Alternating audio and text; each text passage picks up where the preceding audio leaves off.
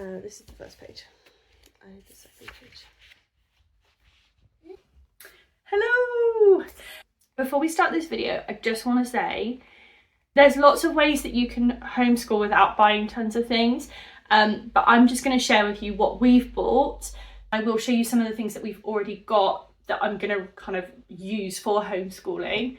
I'm very lucky that I was able to stop working where I was working and figure out a different way of funding being at home. So aside from kind of finding a way to be at home with your child, because I know that can be really tricky for a lot of families, you don't need to spend a lot of money. You know, your budget can be really, really low when it comes to homeschooling. Right now, the reason I've spent the money that I have is because we're going to be doing something called project-based learning. And so we need some things for our projects. I'm going to do a whole video on that. So if that's something that you haven't heard of or that you're really interested in learning more about, subscribe and then I will upload that video. Or comment below and just let me know that it's a video that you want and I will do it. So let's get started. Oh. Yeah, go on. Good lad.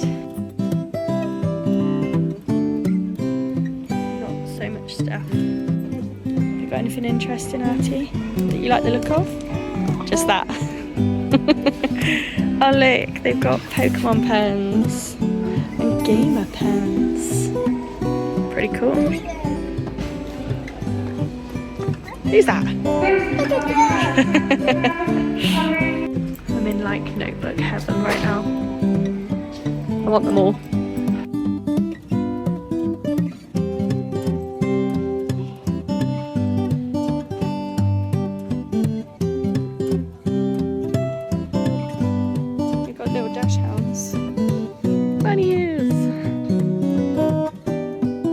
Do you like them?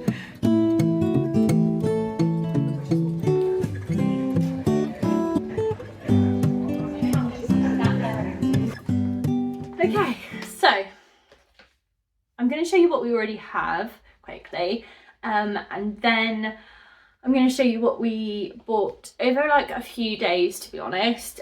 Shopping is not easy for Artie, and you know, just trying to get to like different shops in different places is tricky. So it's taken us a few days, to be honest, but we've grabbed what we needed.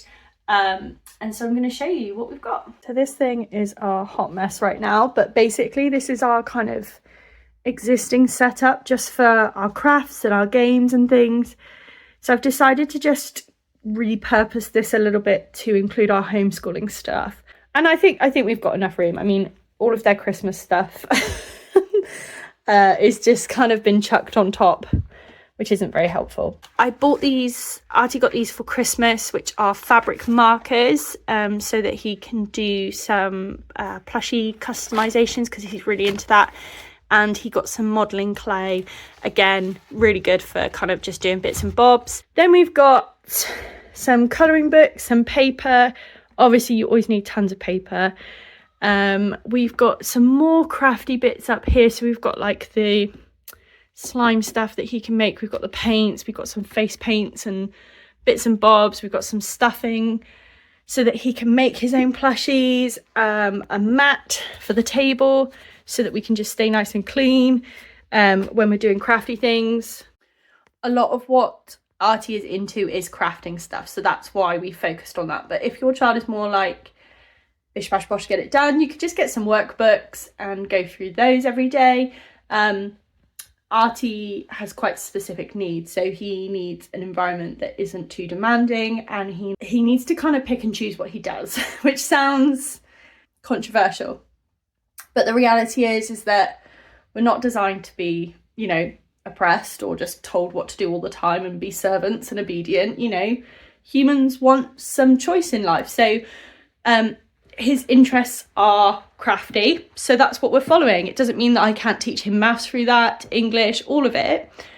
It's just based on what he enjoys. Okay, so now I've shown you what we've already got in the house. We have got like teaching resources, like handwriting books and things like that, but Artie just won't engage with them because it feels like school. So We're probably not going to be using them with him, but they're there in case he kind of can do it in the future. And also another great thing that it's good to have is use of maps. So we'll be doing a little bit of teaching him how to read maps, and also obviously kind of some basic geography about where things are. Oh my gosh, it's really hard to fold back up. So the first shop we went to was the Range. It was really disappointing, I'm not gonna lie. Some of the prices of stuff was so much higher than what I'm kind of used to spending for certain things, what I know stuff costs in other shops. So I didn't buy a ton in the Range, but I did buy a couple of things. So there was this craft foam, which Artie loves making masks and things. So some craft foam so that he can do things like that. And it came in like loads of colours. I think they had like a pastel selection as well. Glue sticks. Artie really liked this spacey themed duct tape. And because he was really into it, I just got it. I don't know what we're going to use it for. And he is so good and at like creative stuff. So he's probably got like 50 ideas already of what he's going to do with this. I just don't know them. Purple spray.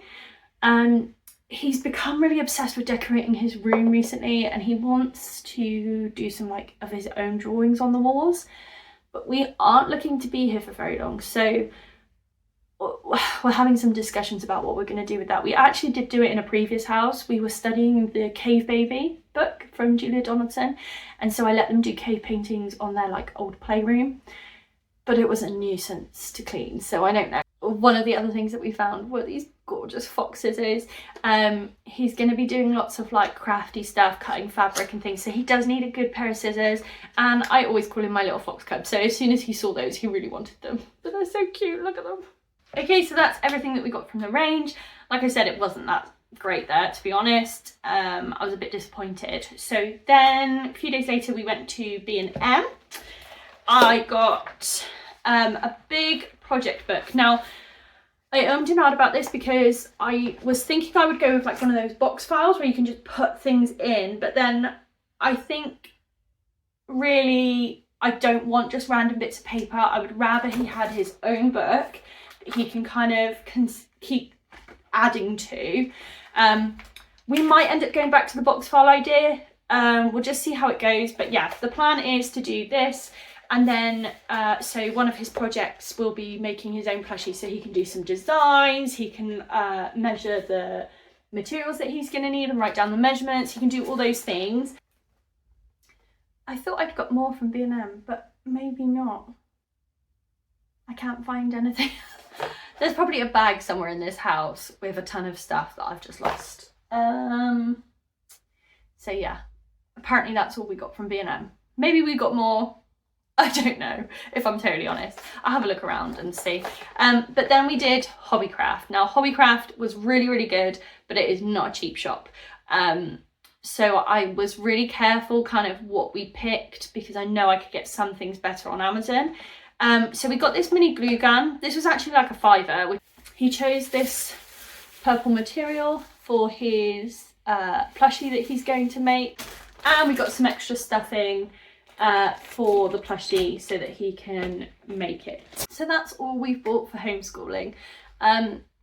It's not a lot, it's more than we necessarily need. I still feel like we're splurging a little bit because of the project that he really wants to achieve over the next couple of weeks. So yeah, that's it. I mean, some pens, some paper, and just life, you know, grocery shopping. I mean, grocery shopping's great because you can do write the shopping list together, you can do the maths of how much it's all costing, you can do the social skills of going and, you know, interacting with the cashiers and things like that, going for a walk, walking the dogs, you know, you can learn lots about nature and stuff like that. There are lots of curriculums out there that you can follow if you don't feel confident in finding those learning moments within just day-to-day life. You know, there are actual curriculums out there, but I think for a lot of kids who were in the school system and then haven't coped for whatever reason, you know, homeschooling can't look like school because that's what their, you know, anxiety is about or what their upset is about. So For us, it's about completely removing the school side of things, the traditional side of things, and just having an open mind to learning. Comment if you want us to do a video on what that's going to look like. And I can also talk about some of the theories behind project-based learning, problem posing, things like that.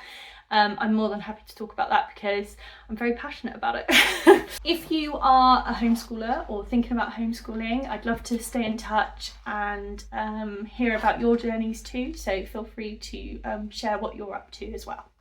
All the best.